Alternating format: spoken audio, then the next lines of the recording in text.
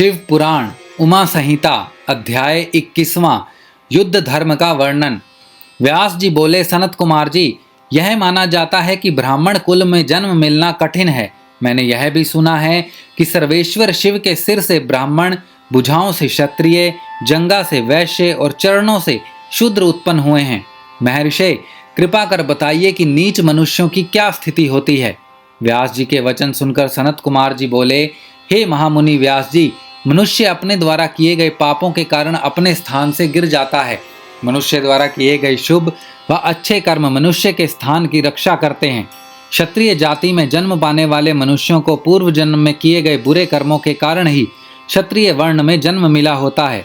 इसीलिए मनुष्य को चाहिए कि वह विपत्ति एवं कठिनाइयों के समय भी दृढ़ता से अपने कर्तव्य का अनुसरण करे।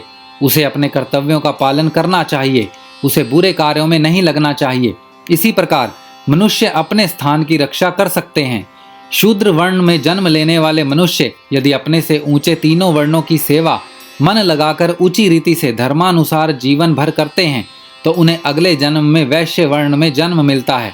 इसी प्रकार जो वैश्य विधि विधान के अनुसार पूजा अर्चना करता है और हवन आदि करता है और सदा धर्म और सत्य के पथ पर चलता है तो उसे अपने दूसरे जन्म में क्षत्रिय होने का गौरव मिलता है।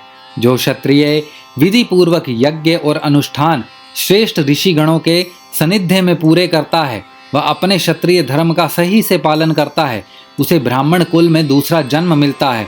इसी प्रकार ब्राह्मण कुल का जो ब्राह्मण अपने धर्म का दृढ़ता एवं स्थिरता से पालन करता है वह देवताओं को प्रसन्न करता है और उसे स्वर्ग की प्राप्ति होती है। व्यास जी ने फिर पूछा, हे सनत कुमार जी, अब आप हमको सबको युद्ध का महात्म्य सुनाइए।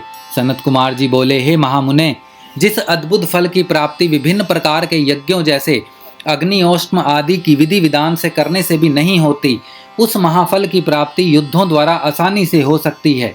धर्म पूर्वक अपने पथ पर अडिग रहने वाला क्षत्रिय जो कि युद्ध में पराजित नहीं होता और न युद्ध में पीठ दिखाता है, ऐसा वीर योद्धा जो लड़ते लड़ते युद्ध क्षेत्र में पराजित न होकर वीर गति को प्राप्त होता है, उसे सीधे स्वर्गलोक की प्राप्ति होती है। वह जीवन मृत्यु के बंधनों से मुक्त हो जाता है। अपने शत्रुओं को मारकर स्वयं भी मर जाने वाले क्षत्रिय को निश्चित ही स्वर्ग में स्थान मिलता है। युद्ध भूमि में प्राप्त हुई मृत्यु सभी जाति एवं वर्णों के लिए सुखदायक है। युद्ध के मैदान में यदि ब्राह्मण भी शस्त्रों के साथ लेकर युद्ध के लिए आता है तो उसका वध करना ब्रह्म हत्या नहीं होता और उसका पाप भी नहीं लगता। मरता हुए मनुष्य यदि पानी मांगे तो उसकी प्यास बुझाना धर्म संगत है। कभी भी शरण में आए मनुष्यों को युद्ध में नहीं मारना चाहिए, अन्यथा ब्रह्म हत्या का पाप लगता है। उमा संहिता अध्याय 21वां समाप्त।